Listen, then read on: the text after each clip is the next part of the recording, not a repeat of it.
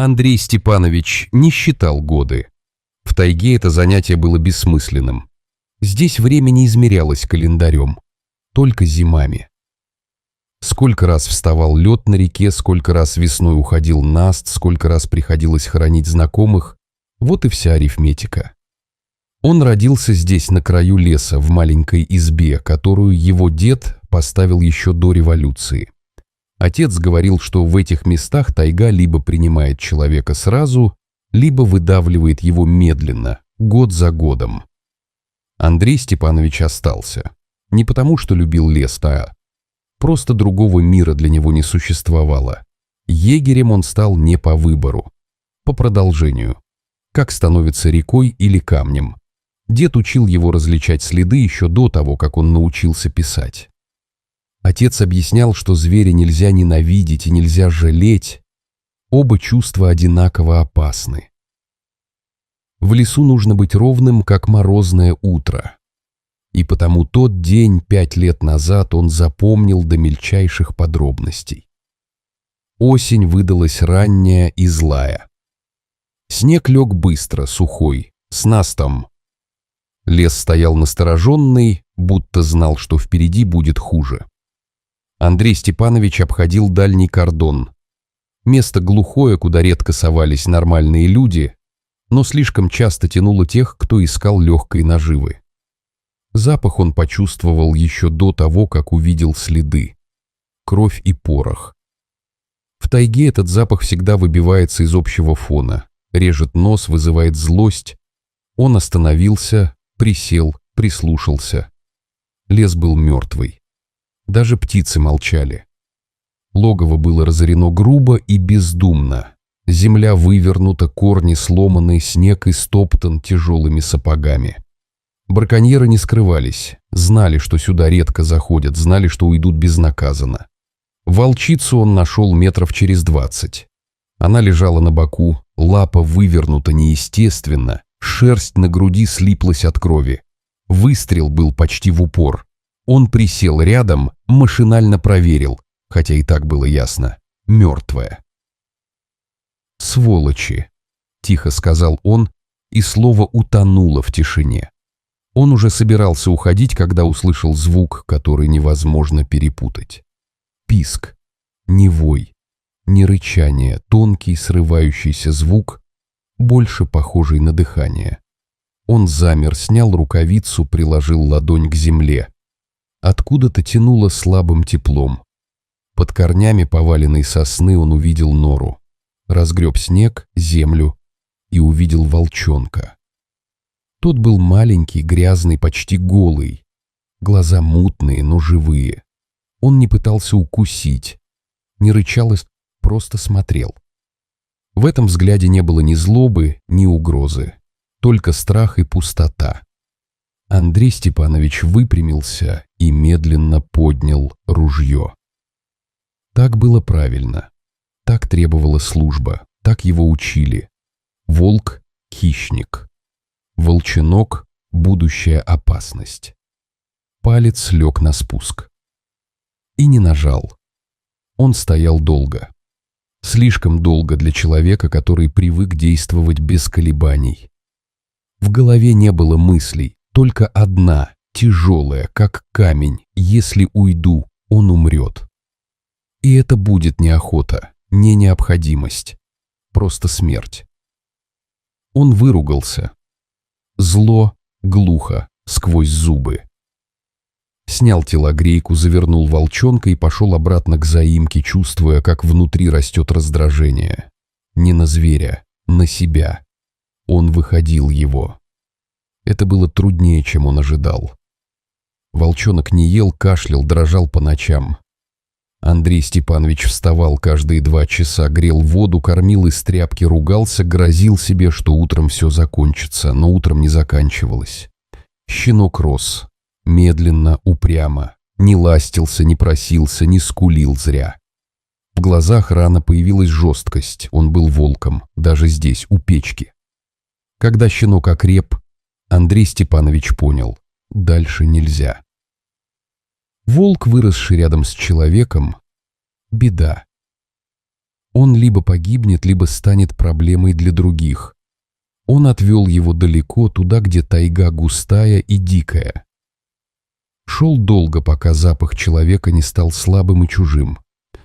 «Уходи», — сказал он тогда, — «людям не верь. И ко мне не возвращайся». Волчонок ушел, не оглянувшись. Прошли годы. Андрей Степанович старел медленно, но неотвратимо. Сначала стало тяжело бегать, потом долго идти. Но он все еще держался. Тайга принимала его, пока он мог идти. Единственной настоящей радостью стала внучка Маша. Она приезжала часто. Город ей быстро надоедал. Здесь было просторно, шумно, по-своему, живо. Она не боялась леса, и это пугало его больше всего, потому что страх в тайге полезен, он спасает. В тот день Маша собралась за калиной. Старый ручей был недалеко, но путь шел через открытую пать. «Далеко не ходи», — сказал он, — «метель собирается». «Я быстро, дед», — ответила она и засмеялась, натягивая розовые сапожки. Он смотрел ей вслед дольше, чем обычно, и почему-то запомнил эти сапожки слишком четко. Буран поднялся к вечеру. Сначала просто ветер, потом снег, потом белая стена. Андрей Степанович ждал, потом перестал ждать. Он собирался в спешке, когда в дверь ударило что-то тяжелое. Он схватил ружье и вышел наружу. В круге света стоял волк. Волк стоял неподвижно, как вырезанный из серого камня. Снег ложился ему на спину, на морду, но он не стряхивал его. В свете фонаря шерсть казалась жесткой, свалявшейся, местами седой. Это был не молодой зверь.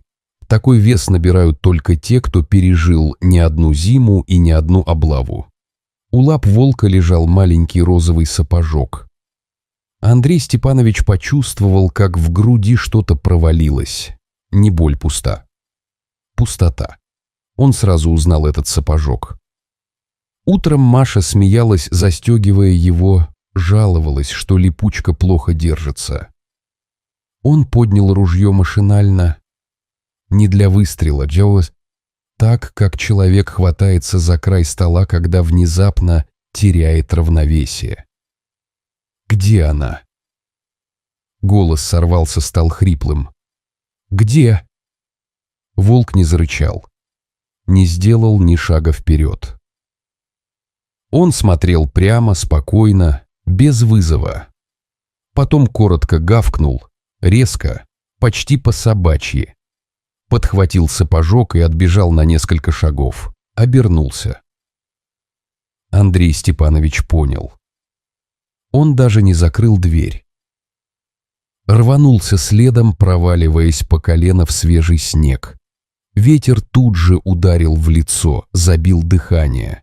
Фонарь болтался в руке, свет выхватывал куски леса, стволы, ветки, снежную пыль. Буран усиливался. Снег летел горизонтально, забивал глаза, рот, уши. Ориентиры исчезли. Если бы не серый силуэт впереди, он бы давно потерял направление. Волк выбирал путь странно, не по прямой. Он огибал завалы, обходил бурелом, выходил на старые звериные тропы. Там, где человек полез бы напролом, он делал крюк. Андрей Степанович понял это не сразу, но потом дошло. Зверь экономил силы человека. Мысль была такой нелепой, что он сначала отмахнулся от нее, но все сходилось. Прошел час. Может, больше. Время расползлось, стало вязким. Он перестал считать шаги, перестал думать. Осталась только одна задача — не упасть окончательно. Где-то впереди лес стал редеть. Появился запах сырости, гнили. Волк остановился у края и завыл. Вой был тихий, тоскливый, не боевой.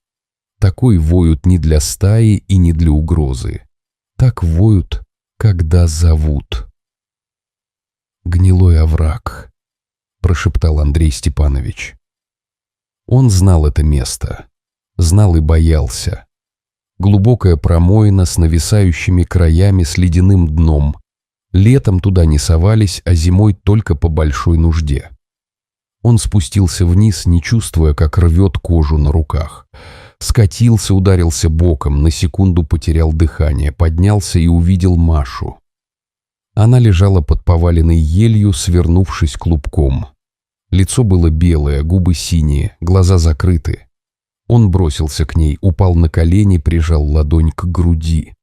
Дыхание было слабое, поверхностное.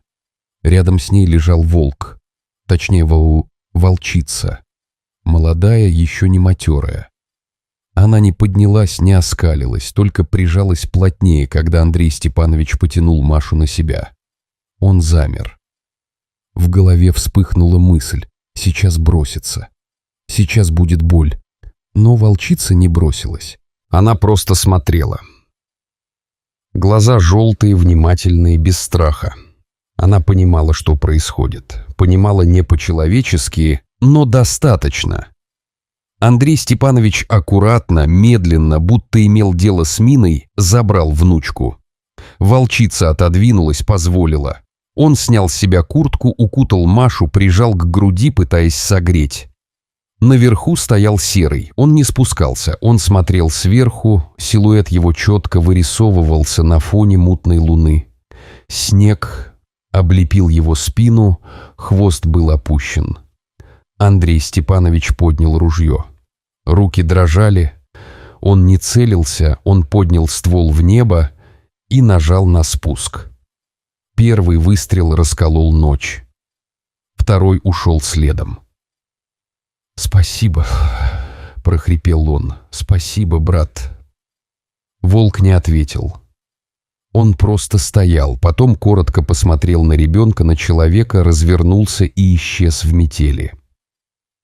Волчица ушла следом, легко, бесшумно, будто ее и не было. Дорога назад была длиннее. Андрей Степанович шел медленно, часто останавливался, несколько раз ему казалось, что он больше не сможет сделать шаг. Он говорил с Машей, даже когда она не отвечала.